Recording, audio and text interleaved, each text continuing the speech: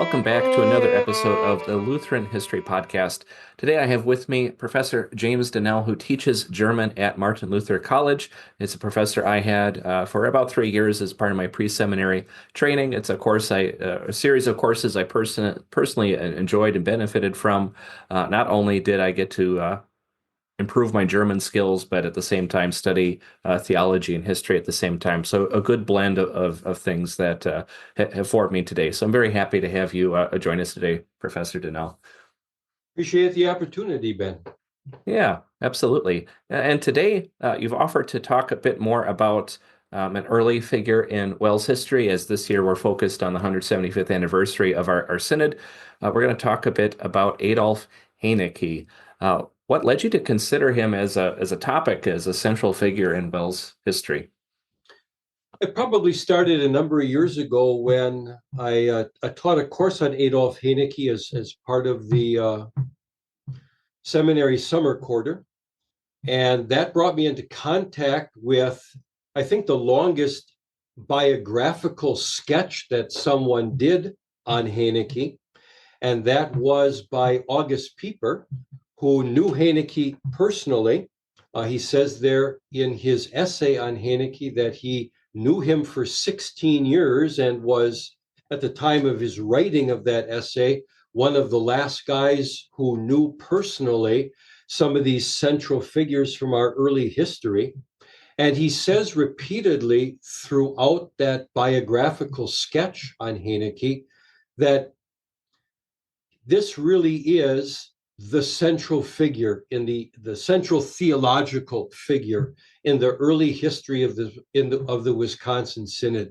He talks repeatedly about Hoenecke's intelligence, about his exegetical skills, about Hoenecke as a homiletician, about his long time as seminary president and professor, about the critical role that he played during important times of doctrinal controversy in the Wisconsin Synod, where Hoenecke was the key figure who helped to keep the Wisconsin Synod on the right track. When you then subsequently read others who talk about Wisconsin Synod history, or Hoenecke in particular, this is just a recurring theme. You can hardly really read anything by anyone who talks about those two topics who doesn't at some point say, yeah, Adolph Hoenecke was the key guy doctrinally in the early history of the Wisconsin Synod. That comes out especially, I think, in what the Gemeindeblatt published at the time of Hoenecke's death. It has the sermon there that President Van Roer preached, along with little snippets of addresses made by, I think, 12 different individuals. And all of them have this theme throughout, that with Hoenecke's passing, the Wisconsin Synod had lost her theological leader and teacher. And I guess these are the things that lead me to say he really is a central figure in WELS history. I think I remember the statistic once that of the first 250 pastors trained in the Wisconsin Synod, nearly all of them had been trained by Hoenecke. And quite often, I mean, he was by himself, not always, but especially early on in seminary history. And of course, he was the dogmatics prof. And up to the time, I suppose, of the Wauwatosa theologians, dogmatics was the queen. Well, good. I'm looking forward to hearing more about him, but I think you've well established his historical memory and legacy within the Synod has been a strong and prominent one. And if that memory is fading, we're here to refreshen that memory of Hoenecke. So what should we know about his background? Where does he come from? He doesn't just appear out of nowhere, right? He doesn't. I think by and large, we don't know a ton about Hoenecke's early years. I guess I have to assume that he wasn't a guy who just, sat down and shot the breeze about that kind of thing. He seems to be a man who engaged mostly in serious conversation, but from these guys like Schaller and Pieper, we do know a little bit about his background, his early days. He's born just to the southwest of Berlin, about 50 miles to the southwest. Brandenburg an der Havel is the name of the community, grows up there. And I think in many ways he has an interesting background. I like to use him with students as an example of this, that you don't always have to know from the very beginning that being a pastor is what you are destined to do. If you have questions about it, if you're unsure about it, that's all right. And then I can say one of the outstanding figures, one of the leading figures in the Wisconsin Synod, would have been surprised if you'd have told him early on in his childhood that he was going to be a pastor and a theologian in a Lutheran synod in America. I doubt highly he would have believed you. To start with, Hoenecke's family was just not a religious family. We're in the period of rationalism.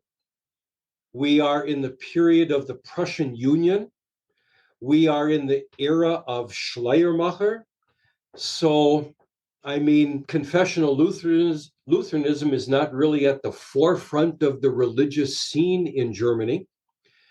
And quite frankly, Hoenecke's family is just not all that interested in religion. Hoenecke's father, as I understand it, was not a believer. His mother was a believer. She taught him to pray. But Pieper says beyond that, she really doesn't have any influence on his later religious life. What Hoenecke's family was a military family. His father, his brothers were all military people. This is what you did in the Hoenecke family. You didn't go to church, you joined the military. And the problem for Hoenecke was he wasn't really built for that. Hoenecke was, stature-wise, he was a thinner, more frail guy. He was weakly. He just did not, breathe fear when you saw him. He was more interested in music. He was interested in art. He was interested in flowers. He was a stamp collector. These are the things that interested him. So when he finishes high school, I always find this story kind of amusing. He finishes high school and he really has absolutely no idea what he wants to do with his life. He can't really follow in his father's and brother's footsteps. He is friends with someone at school whose father was the music director at the school, the gymnasium that he attended. And so he's over there, as I understand it, the day after they finish. And also a guest in the home that evening is a neighboring pastor. And so I suppose everyone's talking about what these young boys are going to do next. And as Pieper relates the story, no doubt he heard it from Hoenecke himself. This Mr. Teglichspeck, that was his name, he's looking at this thin, frail kid sitting in front of him. And then he's looking at his pastor friend who was, he didn't miss many meals. He was stout. And so as the story goes, he takes a look at his pastor friend. He takes a look at this thin, frail Hoenecke. He slaps Hoenecke on the knee and says, "Look, become a pastor and you'll have a good thing." And this is what gets Hoenecke thinking about studying theology. And so off he goes to the University of Halle, which would not have been that far away. Interesting choice of a university. Halle is the university that is founded by the Pietists. This is the University of Spener and Franke. After the heyday of Pietism, it becomes the hotbed of rationalism. This is where Johann Zemmler is the professor. who introduces into the academic system in Germany this business of higher biblical criticism. This is where Hoenecke decides to enroll as a student of theology. The problem is he's not equipped yet when he gets there to enroll as a student of theology because this hadn't been on his radar. He hasn't learned Hebrew. And here I think is where we get our first insight into Hoenecke's intellect. As Pieper tells the story, he enrolls first as a student of philosophy, while he, on the side, gets himself up to speed in Hebrew. So he spends 6 weeks studying Hebrew. Now, you and I have both spent time in Hebrew classrooms, and we know 6 weeks is not a long time in order to try and get yourself up to speed in a biblical language. Well, Hoenecke goes at it. After 6 weeks, he takes the test you need to take. Well, it doesn't go well for him. He fails. And so he goes at it another 6 weeks. So now 3 months. Again, I don't think that's a super long time to devote yourself to the study of Hebrew. I just can't imagine a 6-week Hebrew crash course to get you ready for your Genesis study at the seminary. But Hoenecke does it. 12 weeks, he takes the test. His knowledge of Hebrew is sufficient, and now off he goes for his study of theology at the University of Halle. He's not particularly choosy, I don't think, at Halle when it comes to the professors with whom he studies. There is a well-known Orthodox Lutheran theologian who does teach at the University of Halle at the time. But apparently, according to Pieper, as Hoenecke talked about his university days, this was a professor he found unbearable. And he found him unbearable apparently for 2 reasons. First of all, he just didn't like his lecture style. It was just too much.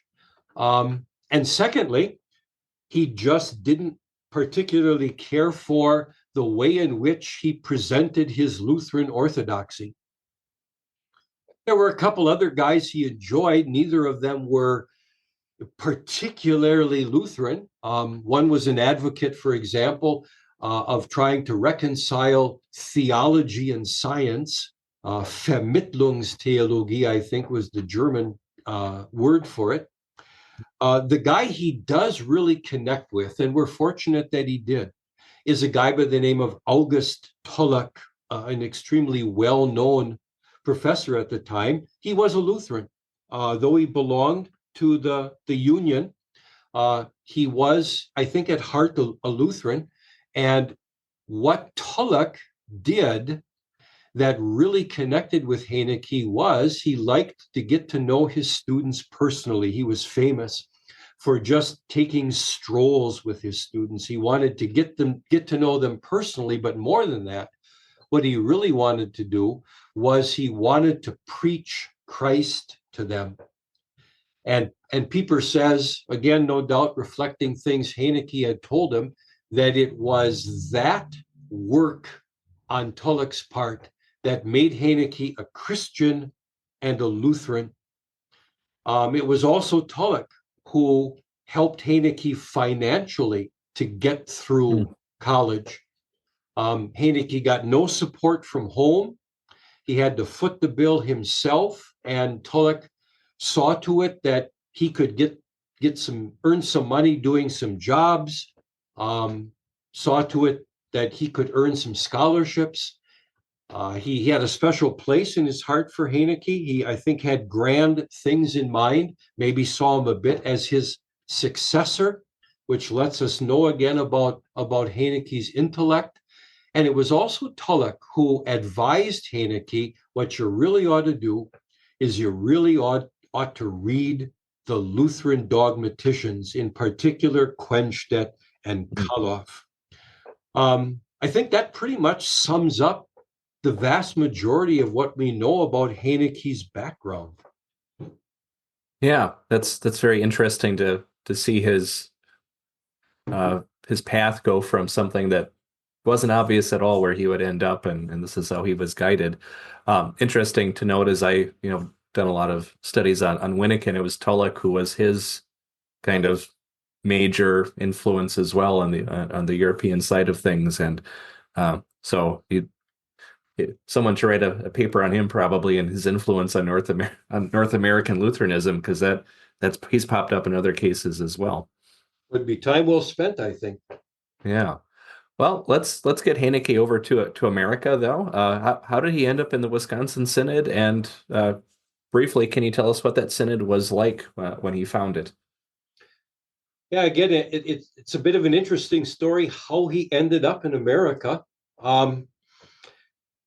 Apparently, at the time he graduated from the University of Halle, there was an oversupply of pastors. And so one of the things that Tulloch did for him, and this had become fairly common practice at the time, was he arranged for Hoenecke to do some private tutoring.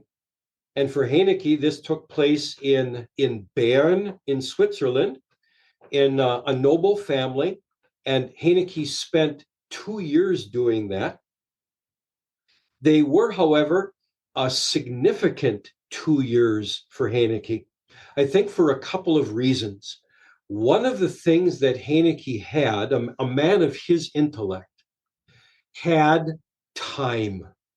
I mean, being a tutor for some kids was not going to monopolize all of Hoenecke's time. And so Hoenecke used that time well. He became good friends with Adolph and Quenstedt. He had the time to read himself deeply into these confessional Lutheran dogmaticians and to get to know Lutheran dogmatics well. The other real significant thing that happened during those times was that he met his future wife, Rosa Matilda Hess. I think it's probably also worth mentioning that she was the daughter of a Reformed pastor. So one of the things that does is it brings Hoenecke into close personal contact with someone who is of the Reformed faith. So this is happening at the same time as he is reading the Lutheran dogmaticians. No doubt, there's lots of conversation that goes on between Hoenecke, the Lutheran, the increasingly confessional Lutheran, and this Reformed pastor, the man who would eventually become his father-in-law. Pieper does also mention that the climate there in that area was beneficial for Hoenecke and his health. So he finishes his 2 years as a tutor, and about this same time, a call goes out from the Prussian High Consistory for young men with a university training in the area of theology who would be willing to go to America to serve as a pastor there. The incentive that they offer these young men is that they will credit years spent in America toward a position in the Prussian state church if and when these young men would return to Germany for, I suppose, what was considered a more prestigious pastoral position. And this is held out to Hoenecke as an opportunity.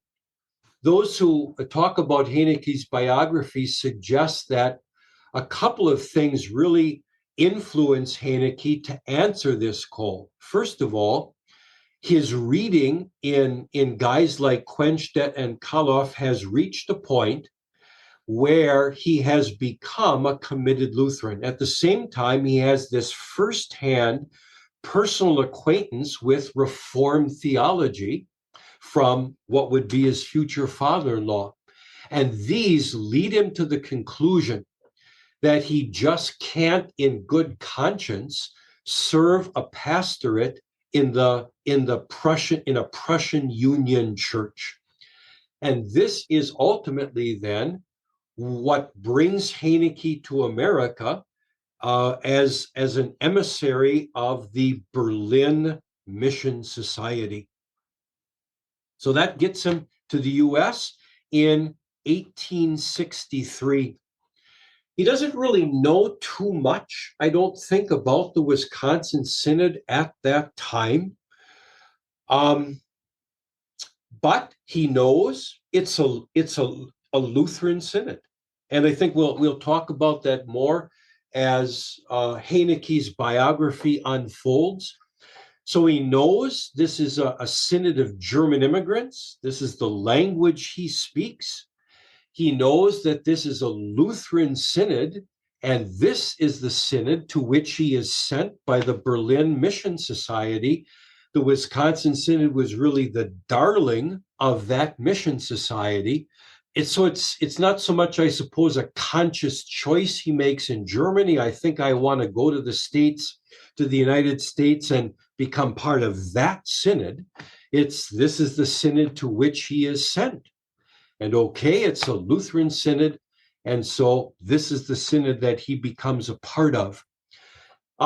It's 1863, as I mentioned, so it's fairly early in what is a critical decade in Wisconsin Synod history.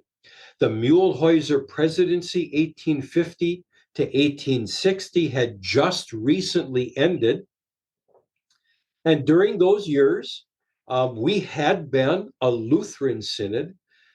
However, the Lutheranism of the Wisconsin Synod was more of a mild and moderate Lutheranism. It stood in contrast to the stricter old Lutheranism for which the Missouri Synod was known at the time. This was an intentional thing on Mühlhäuser's part. Mühlhäuser had his own history as an evangelist in Switzerland back in his early days. And the enemy that Mühlhäuser was really fighting was rationalism. He saw rationalism as the deadly enemy, not other Lutherans. And this was reflected in the tone, in the tenor of the Lutheran Synod that he founded in Wisconsin. I think it's important to say he was at heart a Lutheran, but not of the strict old Lutheran type, more of a mild, moderate type. And that certainly was reflected in the practice of the Wisconsin Synod in those early days.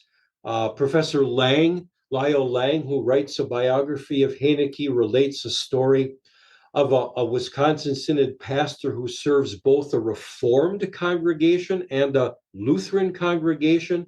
In the Reformed congregation, he uses a Reformed catechism and celebrates the Lord's Supper in a Reformed way, and then turns around in the Lutheran congregation and uses a Lutheran catechism and celebrates the Lord's Supper in a Lutheran way. This is what was going on in the Synod as Hoenecke found it in those early years. And yet there was this Northwestern Conference. There were guys like Boding and Rime and Philip Kahler, who are strong advocates for a strict confessional Lutheranism, who are strong advocates for a Lutheran practice. They are making their voice heard. 1860, Boding is elected president right away. He works now more in a more vocal way, in a way that's more evident, to try and help correct some of these things in the Wisconsin Synod. This is the synod that Hoenecke comes into, though it just wasn't Hoenecke's personality to sit back maybe and survey the entire horizon of things. He was looking to be a parish pastor. That's what he was looking for. And he was a guy who, by and large, kept to himself. He liked his books. He liked his study. So that being said, That's how he arrives in Wisconsin at, like you said, a major turning point, and that's something we've talked about recently in several episodes on the podcast, including one about Muehlhäuser himself. Um, but as you mentioned at the very start of our episode, as a person who is central to WELS history, he becomes the sole seminary professor and is, editor of the Gemeindeblatt, the single, the first publication of the Wisconsin Synod, and that all takes place within 3 years or so since he arrives. And a young pastor who is new to the Synod, how did he end up receiving so much responsibility, especially as you just mentioned, if he kind of keeps to himself? It's not like he's this, he's not working the room and building all these relationships. It doesn't seem like that's his personality. So how did that happen? As I think, as we look back on it, you can't help but say this is the hand of God working things in the way that he wanted. When Hoenecke came to the U.S., he was told before he set sail that he would be receiving a pastorate in La Crosse. When he arrives in the U.S., he finds out, no, you won't be going to La Crosse. That vacancy has already been filled. We are sending you to Racine. So off he goes to Racine, and things are actually going well there. He is beginning to preach there, and people like him. They like his sermons. And one young lady in the congregation in particular really likes this new young pastor. And she develops apparently some romantic interest in him, which she shares with her father, who happens to be a leading member of this congregation. However, this leading member, fairly well-to-do, has less than no interest in his daughter marrying, and this is a quote from Pieper, such a poor bugger. And so he basically sees to it, pulls some strings, I suppose, and prevents Hoenecke from being called by that congregation as its pastor. Interestingly, they did try, once they found out that actually Hoenecke was already engaged and he wasn't on the market anyway, they tried 2 other times to call him back to be their pastor, and he returns both of those calls. At any rate, he ends up in a little community 7 miles to the south of Watertown. The community is called Farmington. Emmanuel Society in Farmington. In the Wisconsin Synod, we know that the area as Johnson Creek.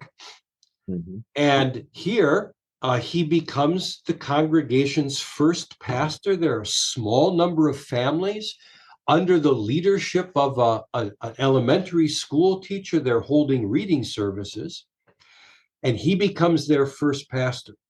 Now, 7 miles from Watertown. Who's in Watertown at this time?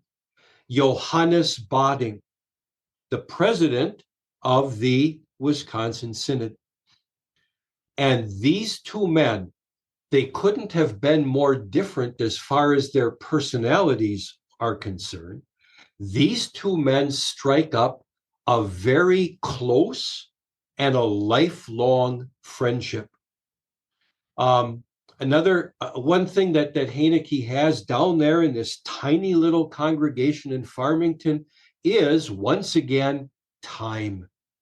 He falls back in love with Kaloff and Quenstedt, whom he reads, he studies, he serves faithfully the few families in that congregation, and then fosters this relationship with Johannes Bading, who is busy leading the synod in a new direction. And to me, that's how ultimately Hoenecke is suddenly thrust into such positions of responsibility so quickly. He knows the president, and the president knows him. The president knows his skill set. This is a university-trained man, and the Wisconsin Synod doesn't have a lot of those at this time.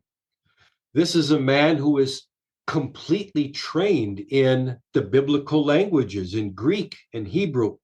And this is a man who knows Lutheran dogmatics. There were others in the old Northwestern Conference who were confessional Lutherans, committed confessional Lutherans. They knew their Lutheran doctrine, but not to the same extent, I think, that Hoenecke did, couldn't necessarily argue it in the same way and with the same success that Hoenecke could. Although he was a guy who kept to himself, who liked his study, who liked his books, who wasn't much tuned in to what was going on the synodical scene. Quite frankly, it didn't really interest him that much.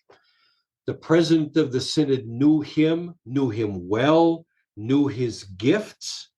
And to me, that really says that's how he came to hold such critical positions so quickly. A year after he arrives, he is elected as the synod secretary, and there are some dicey things that he has to do, some real tight ropes that he has to walk in communication with the Mission Society. This is the time the Wisconsin Synod, which on the one hand wants to be confessional Lutheran in doctrine and practice, is also trying to raise money for its worker training system through Bodding's trip to Europe to collect those funds. The following year, 1865, he's made the editor of an assistant editor for the Gemeindeblatt. 1866, he is elected to a new position at the seminary, the position of inspector, or we would call it dean. Apparently, the student body already then, early on, needed a dean. He was also asked to do some teaching of theology. When Professor President Moldenke of the seminary resigns, subsequent to that election of Hoenecke, he now becomes the sole theological professor. As you look through synodical proceedings, you find that it's often Hoenecke who's put on critical synodical committees. He just is thrust into important positions right away. And again, I think that has to do with the relationship that he's built with Bodding. That makes a lot of sense, that proximity and being able to expose his skills, even if he weren't, if he was not really having a way to display them at all, apart from that personal connection. Well, what can you tell us about Hoenecke as a pastor, as a scholar? Maybe what impressed people with his theology and as a professor? Well, he does serve as a pastor for a long time, two different congregations. I mentioned already he comes over and is first pastor of Emmanuel congregation in Farmington and Johnson Creek. That doesn't actually last all that long. He comes over in 1863 and 1866. He is elected to serve as a seminary professor, and that means he leaves the congregation after 3 years. I'm not aware that anyone has looked extensively into his time there at Emmanuel. I don't know what kind of primary source material you might find there about those years. The congregation has a little history on its website, but only mentions Hoenecke briefly. Perhaps the congregation has some records that someone could look into. I don't know. His long pastorate is at St. Matthew's in Milwaukee. At the time, the congregation existed on the corner of 10th and Garfield. Today, the congregation has moved to a different location. That's where Pastor John Balgi is pastor today, at that St. Matthew's. I don't recall offhand what the address is. I've seen the congregation, I've been there, but I don't recall what the address is. Anyway, 10th and Garfield, St. Matthew's, I believe there's a school there. I think I just saw recently a picture of a class from that school. And as I looked at the caption, I thought, hey, that would have been during Hoenecke's years there. it becomes one of the largest congregations in the Milwaukee area. What I know about Hoenecke during his pastorate at St. Matthew's really comes from an article that his son Walter wrote for the Gemeindeblatt in 1935, so 100-year anniversary of Hoenecke's birth. There are a number of articles that appear in the Gemeindeblatt at that time. And this one by his son Walter is entitled Dr. Hoenecke in Private Life. And I just think it's a super interesting article. It gives you a view of Hoenecke that you don't get anywhere else. He talks about a man who is very much a creature of habit, a man who very much loves his home. He says in that article that home was Hoenecke's favorite place to be. They remember as kids that whenever there was a meeting, a synod meeting coming up that Hoenecke needed to travel to, you always knew it because Dad was in a bad mood for a couple of days leading up to that. He just liked to be at home. And at his home, he had two places that were his favorite places to be. And those two places were his study and the kitchen. And as Walter talked about his time in the study, you can really see what a man of routine Hoenecke was. 8 a.m. sharp, Walter says, my dad went into his study. And apparently the first thing he did was to fill 4 pipes that he had. Long pipes. Don't think of them as, kind of the typical pipe that you just hold up close to your mouth. These were longer Studentenpfeife. And he filled them with good German tobacco. And he would light one and he would take his position at his standing desk. And apparently it took him about an hour to smoke a pipe, and he would finish one pipe and he would move on to the next one. He had 4 of these pipes. And when he was finished, that puts us at noon, and that was the end of his study time. And apparently, Walter said, you did not disturb Pastor Hoenecke during this time, period. There was one exception, an older gentleman from the congregation who would occasionally stop by. And for some reason, the relationship between the two guys was such that it was all right with Pastor Hoenecke if this man would interrupt his time in the study. It kind of sounds from Walter like they didn't really talk much. They just spent a little bit of time together. And then the conversation, such as it was, wrapped up and he would go on his way. So that's a little bit we know about Hoenecke. During his parish pastorate, apparently, the thing that he loved to work on most of all in his study were his sermons. We know Hoenecke, I think, subsequently as a dogmatics guy. But Walter said actually it was sermon work, homiletics, that he enjoyed the most. And he was usually 4 weeks ahead on his sermons. Now, I don't know what it's like for you, Ben. I can recall my days as a parish pastor many years ago. I can tell you, I didn't like the Saturday thing with writing sermons. That's not something I ever did. I always had it done by Thursday, but that was the week of. That wasn't 4 weeks in advance. Hoenecke said, well, you never know what could come up. And so he was ready 4 weeks in advance. Yeah, I don't know what life would be like if I were that ahead of everything, but no, I'm not a fan of Saturday night either. That's not good for anyone. So yeah, he enjoyed his homiletics. In fact, he was part of he didn't go out apparently all that much. Walter said that Home visits like a pastor makes nowadays just weren't that common in those days. He said, people came to church. He made his visits on the sick, of course.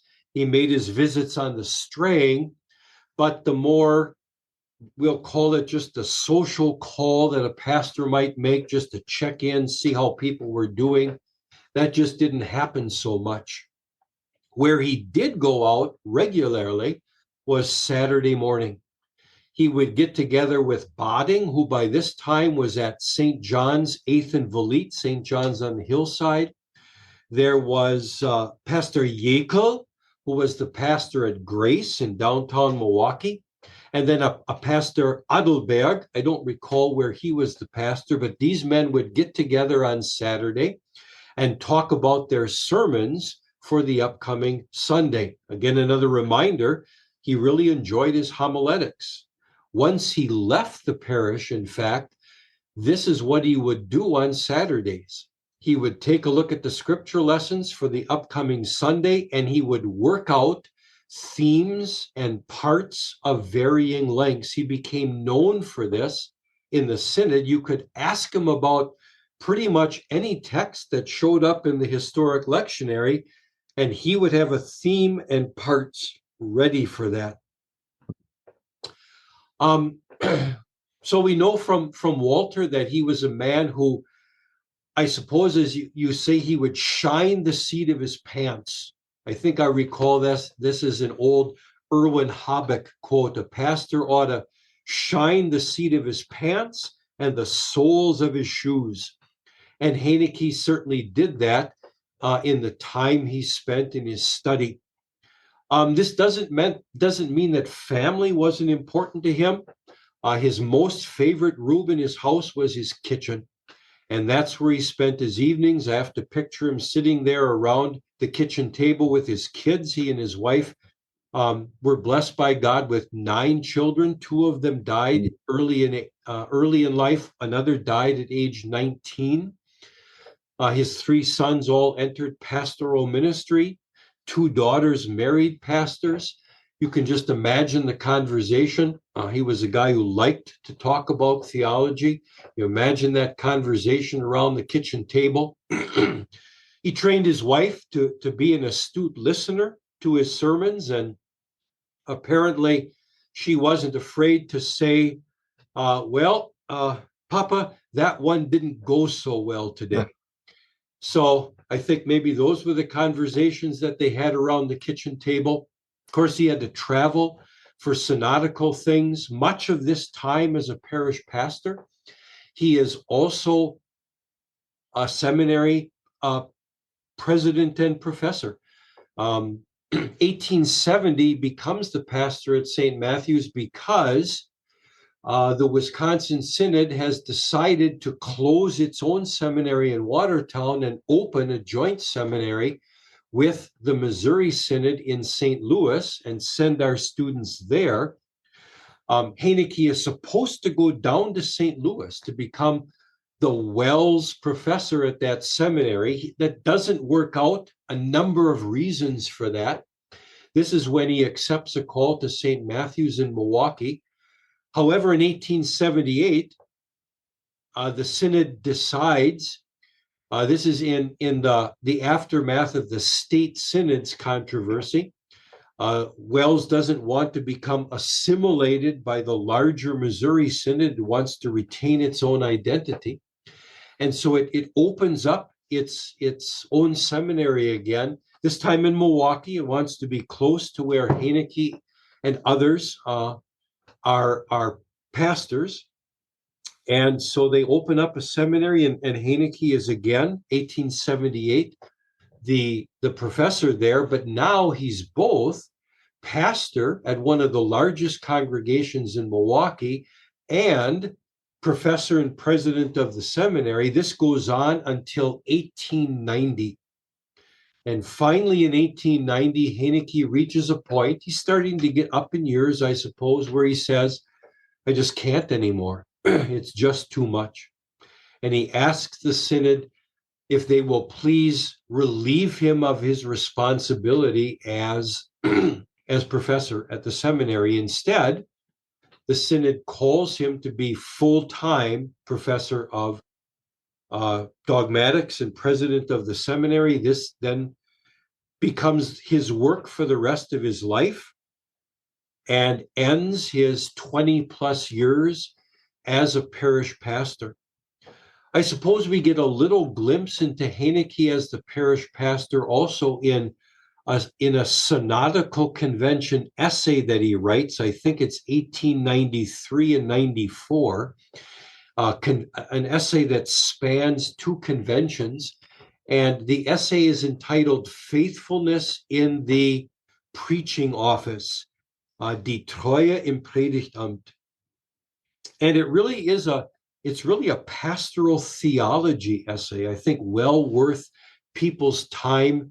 There is a translation of it, at least of most of it, done by Dr. Johnston at Wisconsin Lutheran College, and I think it was Jason Oakland. I'm not 100% sure about that. I'm not exactly sure where you can find it. I ran across it at one time anyway. The translation is a bit rough, and the translators say that themselves in the little introduction that they give. But he covers every facet of pastoral life, and you can't help but think he's drawing on his own 20 plus year experience as a parish pastor when he talks about what faithfulness in the pastoral office looks like. He talks a lot about homiletics, but he also talks about all the other facets of pastoral life. All this time, as I mentioned, he's head of the seminary, and his chief responsibility is the teaching of dogmatics. And one of the things that his dogmatics is well known for is being rooted deeply in the old historic Lutheran dogmatics, both in its form and in its content. He's also known, especially in his dogmatics, for the antithetical, the apologetic part of his dogmatics, which means this is a man who was very well read. Not only did he know what the old Lutheran dogmaticians had to say, he also knew the subsequent history of Lutheran dogmatics. And these were things he had explored and analyzed extensively. And he was able then, in his dogmatics, robustly and extensively to defend the confessional Lutheran position. Schaller, who takes over dogmatics after Hoenecke's death, also mentions that while Hoenecke's the robust exegetical underpinnings for Hoenecke's dogmatics, while they're not evident in the dogmatics text that we have, they were, Schaller said, very evident in the dogmatics classroom. He attributes that difference to the fact that Hoenecke's ability to prepare that dogmatics for actual publication was cut short by his death. Pieper also makes the remark in his biography of Hoenecke that not only was Hoenecke the dogmatic master in the circle of the Wisconsin Synod, he was also the exegetical master in the circles of the Wisconsin Synod. This is reiterated by J.P. Kaler, who makes the same point. Kaler says, we learn from Hoenecke the right way to do dogmatics, and that is you begin with a thorough exegesis of the pertinent Bible passages, and you draw from that your theology. As this is significant for me because of J.P. Kaler's view of dogmatics and exegesis. That comment for me carries special weight because it comes from him. the last thing I think that occurs to me on this topic is as people reflect on Hoenecke's life and work at the time of his death, one of the things that comes out loud and clear is that Hoenecke was, above all else, a theologian of the scriptures. You take the scriptures as they read. You draw your doctrine from the scripture. You don't try and reconcile that with reason. You don't try and fit it into an overall system of theology in a way that aligns everything logically. You take the scriptures as they read in a way that highlights and focuses above all on God's grace to us in Christ. I think to myself, wow, that sounds a lot like what we know as the Wauwatosa theology.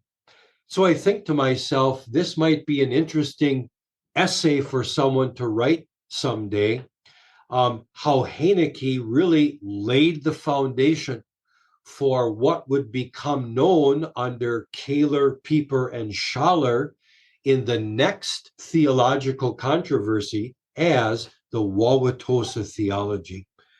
This to me is Hoenecke as a pastor and a scholar. All right. Well, that's a good leading off point, as you said, to where can we go next, or someone else could research that. But for most of those familiar with the Wisconsin Synod, of course, the Wauwatosa theology is that legacy that you're suggesting quite well here can and should be connected with Adolph Hoenecke and his impact on the Synod at his time and down to this day. Now, since I have you here, and of course you can leave whenever you need to, but almost a captive audience, I do want to ask you a little bit now to switch gears and talk about your role as professor at MLC, Martin Luther College in New Ulm, teaching German. You just gave an excellent historical podcast interview with us, but you're not the history professor, you're the German professor. But right.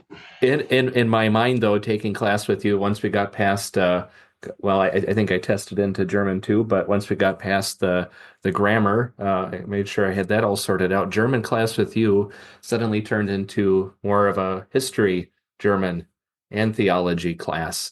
So that leads me to ask you a few questions now, if you'll entertain them.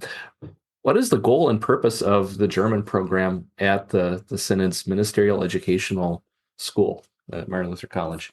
Yeah, ultimately what we would hope is that German would win a student's heart so that he would use it for the good of fellow pastors, for the good of the church body, for the good of confessional Lutheranism as a whole. We have a long history and a rich heritage of literature that exists only in German. I think a good example of this is Hoenecke's Dogmatics. Hoenecke was actually the first guy, the first confessional Lutheran in America to write a Lutheran Dogmatics. But now I'm thinking back to my own days as a seminary student. I actually think that Pieper's Dogmatics is more well known. When I was a student at the seminary, that was the Dogmatics I think that we read. For this maybe obvious reason, Hoenecke's Dogmatics didn't exist in English. It was nearly 100 years before the Wisconsin Synod took the time to translate Hoenecke's Dogmatics into English. And by then, Pieper's Dogmatics, also originally written in German, had already been in English for 50 years practically. We have lots of stuff. Retired Pastor James Langbartels has done just a tremendous amount of translating. Arnie Lehman has done a tremendous amount of translating, but there is so much more to be done. All of our proceedings, all of our conference essays, Hoenecke has an entire year's worth of sermons, the vast majority of which haven't been translated. He has all of these articles in the Gemeindeblatt. All these years of the Gemeindeblatt beyond Hoenecke haven't been translated. All of this stuff is out there, a rich theological history and heritage. I think what might be, I'm not sure about this, but what might be the only copy of Hoenecke's class notes for his pastoral theology course, over 500 pages. This has to be transcribed, first of all, into a script that we can read. It's the old handwritten script in German, but then translated into English. This is what we would want ultimately for our German program to accomplish, to equip young men with the interest and the ability to do this. You know, you can go on a website like the Post-Reformation Digital Library, and it's just amazing to me. I can click on a book that was published in the 16th century, and there it is. I can take a look in digital format at the exact same book that some Lutheran held in the 1500s.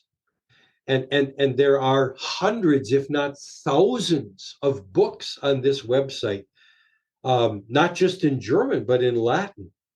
And they're all, many of them, I should say, waiting to be read and translated. Yeah, it's kind of a crying shame that, with the transition into English, as good as that may be for our current setting, and of course that's what we speak, what else would we do as a starting point, right? And for mission work, English is a wonderful language and so many learn it. But to almost be totally disconnected, to almost have like to set ourselves up for amnesia of our theological heritage if it hasn't been translated. So yeah, I can definitely see the role and the purpose of just knowing German. Now, what can you tell us about some of the things, more of like topics or authors that you've looked at over the years with your classes as they are able to read now some of this theological German? Yeah, as you mentioned, once we get by the grammar, though I am a grammar guy, I love my grammar. It's We do important. get into, theological German. The first thing that we do is a course called Luther German. And the main thing we read there is a simple way to pray. I've been amazed over the years. I understand this exists in English, and yet I think it lends itself well as a first step into theological German. It occupies itself with the Lord's Prayer, with the Ten Commandments, and then just a little bit with the Apostles' Creed. So these are topics guys already know something about. This takes them back to their catechism instruction days and confronts them with, it's not a great word to use, provides them with the opportunity to begin to develop a basic theological German vocabulary. What always surprises me is how much guys say they just enjoy the content there. You'd think, well, these young men studying theology, what joy would they find in these short little excerpts on these catechetical topics? And yet, year in and year out, they enjoy them immensely. We move on then to the Survey of Theological German. We take the history of confessional Lutheranism from 1546, Luther's death, through 1930, what I kind of think about as the heyday of the Synodical Conference. We divide that up into 4 periods, and we look at some of the leading confessional Lutheran theologians in each of those periods, guys like Johannes Brentz, Martin Chemnitz, a guy maybe a lot of people don't know, Valentin Löscher, Johann Gerhardt, Paul Gerhardt, another guy people maybe don't know, Friedrich Brunn. And then, of course, names people do recognize, Steckhart, Walther, Hoenecke, And then we end with what I think is a wonderful article, the foreword to volume 10 of the Theologische Quartalschrift by Pieper, where he talks about being theologians of the scriptures, Schrifttheologie, and not being theologians of the fathers, Vätertheologie, draws heavily, here's another plug for German, on lessons learned from the election controversy. There are a couple of electives that we also offer. The first one is European German Lutheran Writings. I've been looking lately, especially at Friedrich Brunn. I think that's a guy worth knowing more about. He actually is one of the first confessional Lutherans of the Free Church movement in Germany. He has very close ties with the Missouri Synod. Early on, he has close ties with Lea, with the Breslau Synod, with the Emmanuel Synod, and actually becomes one of the founding fathers of what is today our sister synod in Germany, the Evangelisch-Lutherische Freikirche, the ELFK. I've been spending a couple of years on him. The other course we have is American German Lutheran Writings. There, I've done a number of things. I've spent a number of years on Hoenecke. I've spent a number of years on J.P. Kaler. I've spent some time on the election controversy. I've spent some time on a controversy on justification in the early years of the Synodical Conference. So sometimes it's people, sometimes it's topics that are covered in those electives. So that's what we do in the German program, the theological German side of things. Yeah, and as I've already mentioned, the connection of theology, history, and German, but anything else you have to say about how theology, history, and German, especially for us in the Wisconsin Synod, how they just go hand in hand, how they naturally are mutual topics of study? I was reading recently a paper by Peter Prange. I mentioned this to you before we started. When it came time for him to do his history of the Wisconsin Synod, he was looking for primary source material. And apparently the WELS was famous for not really having that kind of stuff, for not putting a lot of stock, energy, effort into preserving its history.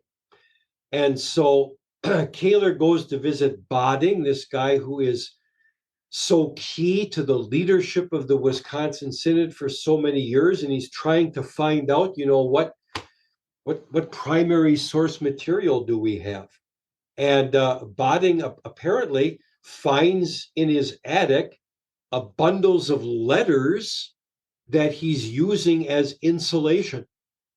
And these are a treasure trove for Kaler as he is putting together his history of the Wisconsin Synod. I think of something else I heard once. I think it was from Jim Unke, who is related, if you go back to August Pieper. And there's a binder of Pieper sermons, I think, that has been turned over to the WELS archives. And there again, it just sits there waiting for somebody to tell us what it says, to translate those sermons into English. I saw recently James Lang-Bartels translated a whole bunch of WELS proceedings and put them into English for us, continuing the work of Arnie Lehman. But there are other proceedings to be translated. There are convention essays to be translated. There's all those years of the Gemeindeblatt to be put into English. There's a lot of stuff from the Quartalschrift that's been translated into English, but there's a lot of stuff that hasn't. That's our history. That's our heritage. And German is the German is the door through which we need to be able to walk if we're not going to lose that access. Yeah, and that speaks well to why learning German is still important for the Wisconsin Synod today. Before you can translate it, you have to know the language, and that kind of goes back to the fundamental importance of learning German for our synod. And I I can't really think of a time or a phase in my life since graduating from the seminary where I haven't probably gone a month without needing to read something in German. Now need is kind of a subjective word, right? You ever really need to do it, but I found myself relying on those German skills and putting them to use and sharing them. Just recently, I unintentionally found myself translating a chapter of Moldenke's autobiography that he wrote, and chapter 3 is on being a Reiseprediger, and it just goes into oodles of fascinating anecdotes of traveling up and down the Minnesota River Valley and almost dying about 10 times, it seems, just to spread the gospel. And how would you understand that without German? So I thought I'd translate that, and I think that will be in the Historical Institute coming up in I just read this next something year. else you had translated that was in there. But sorry, what was that? I just read something else you had translated that Oh was. yeah, that was also an accident. One of my friends who also was in German class with you, Peter Plagans, is a pastor. He shared a box of books with me, and lo and behold, here was a 1917 400th anniversary of the Reformation history book, and in the back, um, August Ernst, our Northwestern College president for a while, had written a little mini history of the Wisconsin Synod, and there it was, just waiting to be unlocked. So I did that in about one afternoon because it was short enough. But all these fascinating little things that you need to know German, or else you lose out on it. And there's another guy we need to know more about, August Ernst, his long time at Yeah. Northwestern, his long time in leadership positions of our federation. And again, I think German's the key there. Yeah.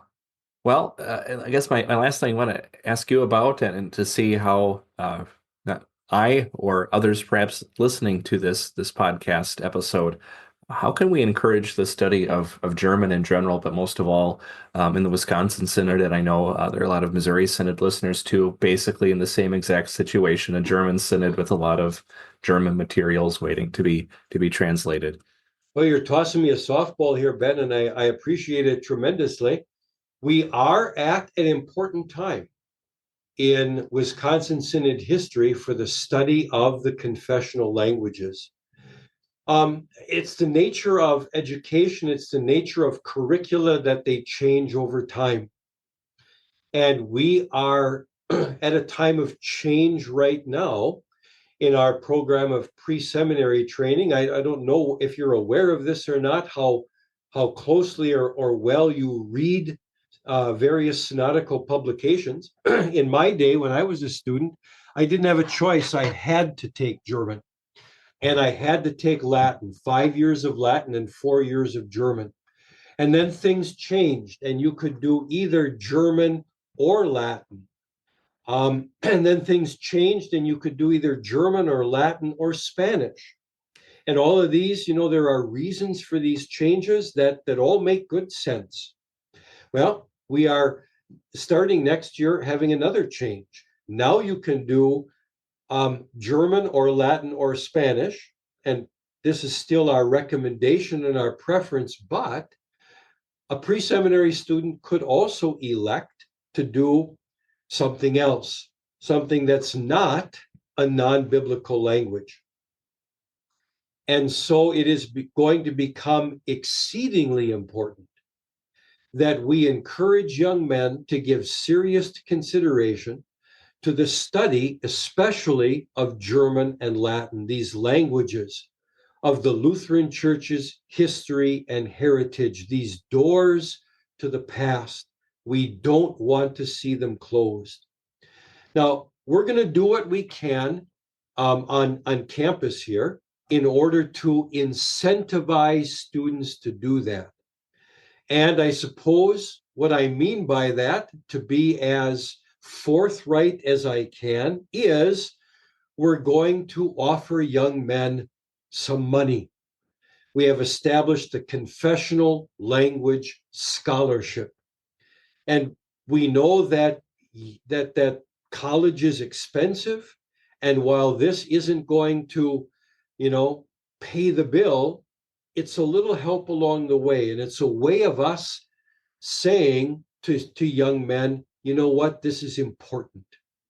We'll offer you a scholarship if you are willing to do this thing for the history and heritage of the Wisconsin Synod and Confessional Lutheranism. But I happen to think that the most critical thing we can do is, Ben, to rely on guys like you, parish pastors, pastor dads, to say to their sons, to say to the young men in their congregation who are studying for pastoral ministry, hey, I see in you these gifts. And it might not be the easiest thing to do. It might not be the first thing that you want to do. But I see that God has given you the gifts to study German, to study Latin, to study Spanish. I see that God has given you the gifts, and I want to encourage you as my son, as a member of my congregation. Would you please consider doing this for your church, for confessional Lutheranism? I think probably what happens, the reality of parish life is that parish pastors who don't have the same drive that you do, they let their German and they let their Latin get away from them. And they tell their sons, they tell the members of their congregation, Greek and Hebrew really matter. Make sure you learn Greek and Hebrew. But we're at a time in our church body where I think we need to go beyond that and say to our sons, to the members of our congregation, God has given you the gifts. We need you to make sure you do what you can to keep that door open, regardless how a pastor might personally feel about the study of German or Latin. I think all pastors would agree. You look down the road 50 years from now, this door needs to remain open for us as a church body. Well, I'm very happy to give you that opportunity here. I hope our listeners take your words to heart, and I guess I don't have anything else to say but amen to that. We'll be putting a link in the podcast description, very easy for you to find if you'd like to. I believe you can support this scholarship. Am I correct? Yeah, support that scholarship to incentivize people in that way. But I think Professor Danell's point is well taken. This is something that needs to be talked about. If you're listening to this episode, you have benefited, whether or not you realize it or not, from people who have learned German. There wouldn't be much Lutheran history to talk about if German skills weren't involved in this English language podcast somewhere along the way. So with that, Professor Danell, thank you so much for your time, being able to talk about Professor Adolph Hoenecke and his influence in the Wisconsin Synod, and of course, the importance of learning and using German. Thank you, Ben. I appreciate your podcast. It is my companion as I travel here and there by myself to tune in and see what's going on, catch up on missed episodes. I try not to miss any. I really appreciate that as well. Thank you.